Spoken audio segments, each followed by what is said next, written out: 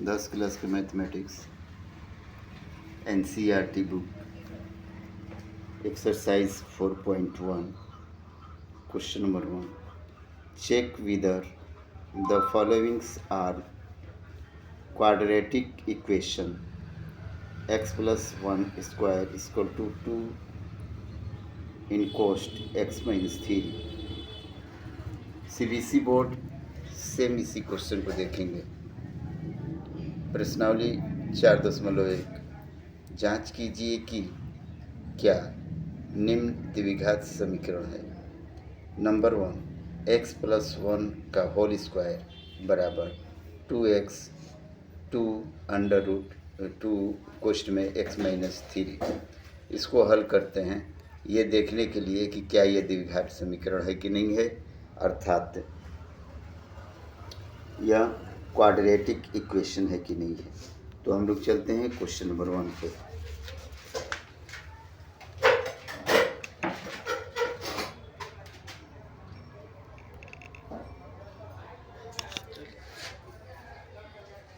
ये भी दिख रहा।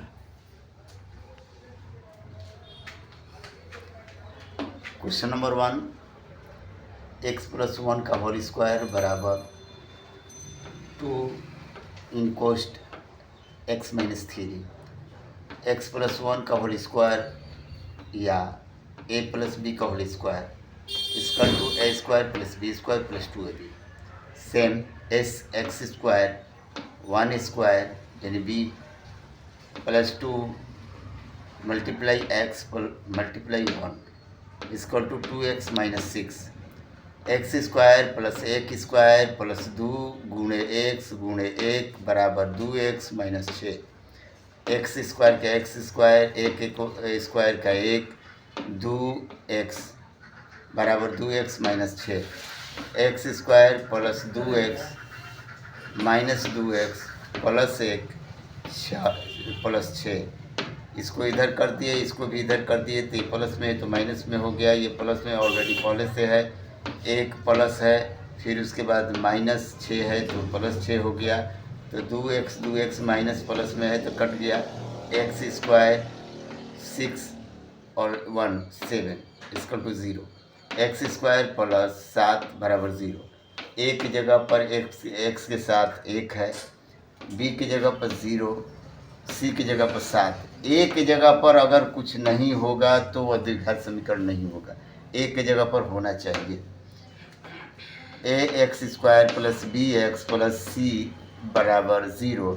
हैंस क्वाड्रेटिक इक्वेशन यह द्विघात समीकरण है। Question number 2 X square minus 2x बराबर minus 2 into 3 minus X square minus 2x 2 3 6 minus 6 2x minus minus plus हो जाएगा तो plus 2x। X square minus 2x इस x को भी ला दिए तो माइनस 2x माइनस 6 है तो प्लस 6 हो गया बराबर 0। एक्स स्क्वायर 2 और 2 4x माइनस 4x प्लस 6 बराबर 0। ए की जगह पर 1 x के साथ 1 है, बी की जगह पर माइनस 4 है, सी की जगह पर 6 है। इसलिए A X square minus B X plus C बराबर 0। अतः यह द्विघात समीकरण है या क्वाड्रेटिक इक्वेशन है। Question number 3 X minus 2 X plus 1 बराबर X minus 1 X plus 3। X और एक्स में गुणा करेंगे एक्स स्क्वायर, एक्स में एक के गुणा करेंगे एक्स हो जाएगा, 2 और एक्स से गुणा करेंगे माइनस 2x हो गया, फिर माइनस 2 और x से गुणा करेंगे माइनस 2 हो गया। उसी तरह x और x से गुणा किए तो एक्स स्क्वायर, x और 3 से 3x, 1 और x से माइनस x, माइनस 1 और 3 से माइनस 3। एक्स स्क्वायर इसमें से घट जाएगा minus x minus 2 X square, 3 में से x घटा 2x माइनस 3 एक्स स्क्वायर। इस x को भी ला देते हैं minus X square minus x minus 2x इसको भी ला दिए माइनस 2 माइनस से तो प्लस 3 आ गया एक्स स्क्वायर कट गया, इन दोनों में से जोड़ देंगे -3x, इन दोनों को घटा देंगे तो +1 बराबर 0। a बराबर 0, b बराबर -3, c बराबर 1। हम बता चुके हैं कि यदि a का मान 0 होगा तो वह द्विघात समीकरण कभी नहीं होगा, इसलिए 0 हो गया तो द्विघात समीकरण नहीं है, not quadratic equation. Question number 4, x - 3 और 2x + 1 बराबर x + 5, x 2x स्क्वायर और x में 1 से करेंगे तो x हो जाएगा, 3 दूनी की 6 -6x, 3 एकम 3 -3, x स्क्वायर और 5x, 2x स्क्वायर और x स्क्वायर को भी यहाँ ले आएंगे तो -x स्क्वायर प्लस इन दोनों में से घटा देंगे, 6 में से 1 -5x हो गया,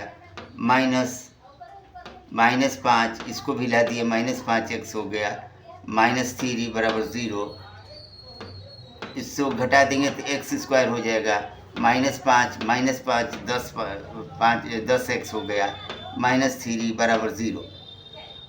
a बराबर 1, b बराबर -10, c बराबर -3, ax स्क्वायर -bx -c बराबर 0। अतः यह द्विघात समीकरण है या कहा जाए कि क्वाड्रेटिक इक्वेशन है। Question number 5, 2x - 1, x - 3, x + 5, x - 1, 2 और x में गुणा करेंगे 2x स्क्वायर, 2x और 3 में गुणा करेंगे तो 3 दूनी की 6x, 1 और x में करेंगे तो -x, 1 और 3 में करेंगे तो +3, उसी तरह इससे x स्क्वायर, x1 x हो गया, 5 और x 5x, 5 एकम 5, 2x स्क्वायर, इन दोनों को जोड़ देंगे 7x + 3, उसी तरह x स्क्वायर, 5 में से 1 घट गया 4x -5, 2x स्क्वायर, ये +x स्क्वायर को इधर ले आते हैं -x स्क्वायर हो गया, -7x इसको भी ले आते हैं -4x +3 इसको ले आए +5, ये घटा देंगे x स्क्वायर हो जाएगा, 7 × 4 = 11x होगा, 3 × 5 = 8 होगा बराबर 0। a बराबर 1, b बराबर -11, c बराबर 8, ax स्क्वायर -bx + c बराबर 0 द्विघात समीकरण है, क्वाड्रेटिक इक्वेशन है। छठवां क्वेश्चन देखते हैं, x स्क्वायर + 3x + 1 बराबर x - 2 का whole square, x square 3x + 1 x - 2 का whole square, x square + b square -2ab, x square का x स्क्वायर 2 दूनी के 4 और ये 2 दूनी के 4 -4x, ये सेम जैसे वैसे रख दिए, x square -x square 3x + x square 4x + 1 -4, तो 3 और 4 7x -3, 4 में से 1 घट गया -3 बराबर 0। a बराबर 0, b बराबर 7, c बराबर -3। a बराबर 0 है, पहले ही हम बोल दिए कि a बराबर अगर 0 होगा तो वह द्विघात समीकरण नहीं होगा, द्विघात समीकरण नहीं है, not quadratic equation. Question number 7, x + 2 का whole cube, 2x x square -1, x + q का होल क्यूब का सूत्र है a + b का whole cube, a³ + 3a² b + 3ab² + b³ same बैठा देते हैं इसको, a³ + 6x² 3 दूनी की 6x² + 12x + 2 दूनी की 4 4 दूनी की 8 बराबर 2x³, इसको गुणा कर देते हैं -2x, x³ इसको भी उतार देते हैं -2x³ + 6x² + 12x + 2x + 8 बराबर 0, इसको घटा देंगे तो x³ हो जाएगा 6x² और इसको जोड़ देंगे तो 14x + 8 = 0। यहाँ द्विघात समीकरण यहाँ है, बट एक आगे आ गया, ये a नहीं माना जाएगा, इस पर पावर 3 है, इसलिए ये द्विघात समीकरण नहीं है। द्विघात समीकरण तभी मानेंगे जब उसके ऊपर घात सिर्फ 2 हो, इसमें 3 है। Not quadratic equation. 8वां क्वेश्चन, x पर पावर 3 -4x² - x + 1 बराबर x - 2 का होल क्यूब। सेम सूत्र ऊपर वाला ही लगेगा। x³ - 4x² - x + 1 बराबर x³ - 6x² + 12x - 8। x³ इस x³ को भी ला दिए, -4x² और ये + 6x² - x 12x + 1 + 8। ये x³ माइनस है तो कट गया, इसको जो है घट गया 2x², ये जुट गया -13x + 9 = 0।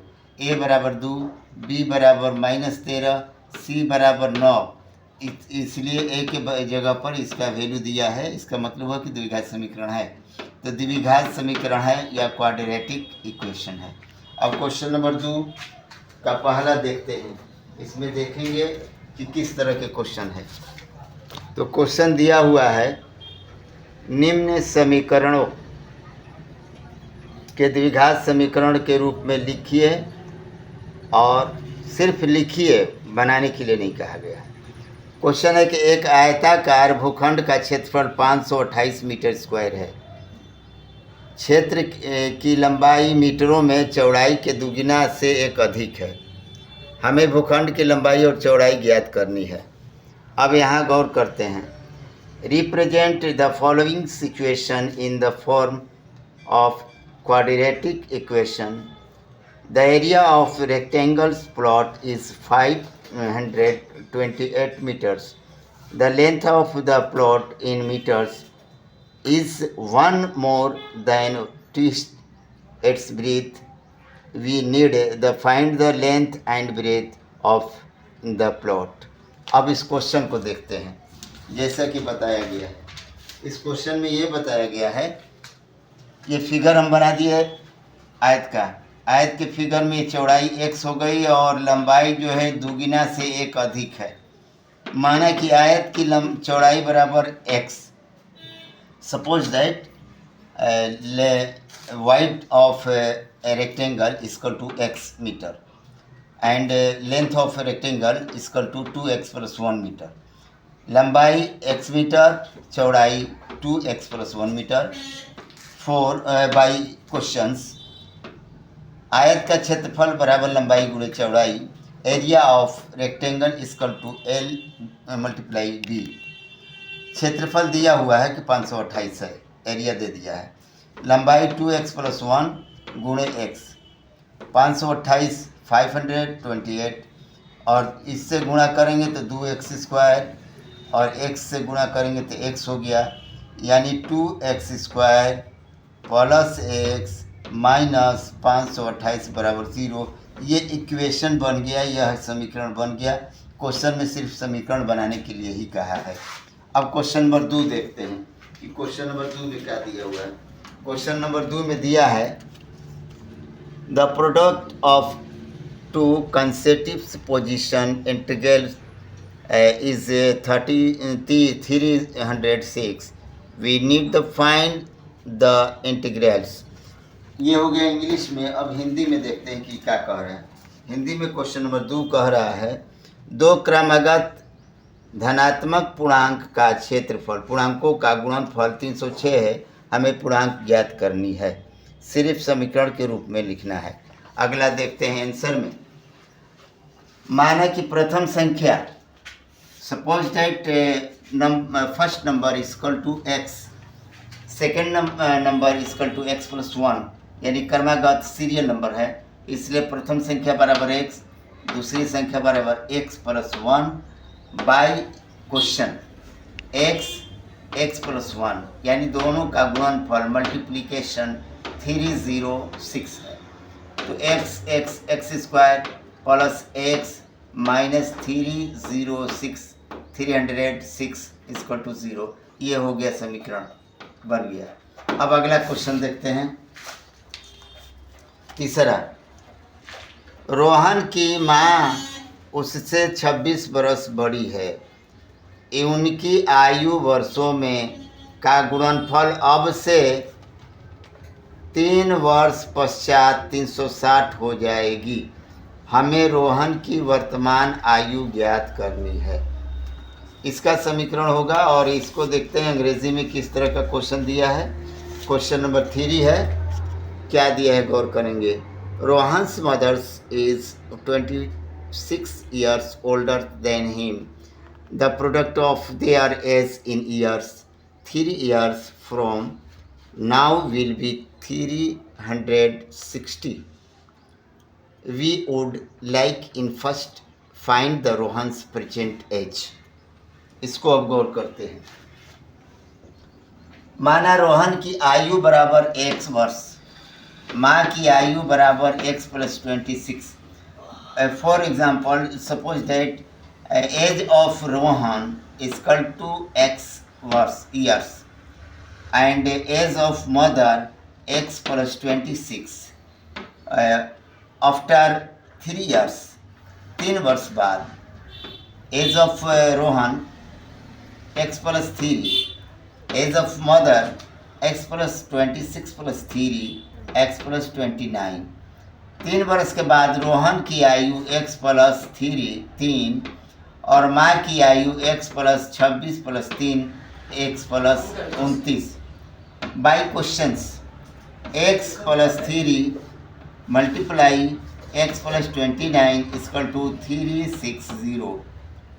x square x 29x 3x 3 और 29 में 87 और इसको ला देते हैं -360 इक्वल टू 0। एक्स स्क्वायर इसको जोड़ देंगे 32x माइनस इसको घटा देंगे 273 बराबर 0। ये समीकरण हो गया। इसी को निकालने के लिए बोला गया है कि समीकरण बनाएं। अब क्वेश्चन नंबर 4 को देखते हैं क्या लिखा है। The train travels is distance of 480 kilometre at the uniform speeds.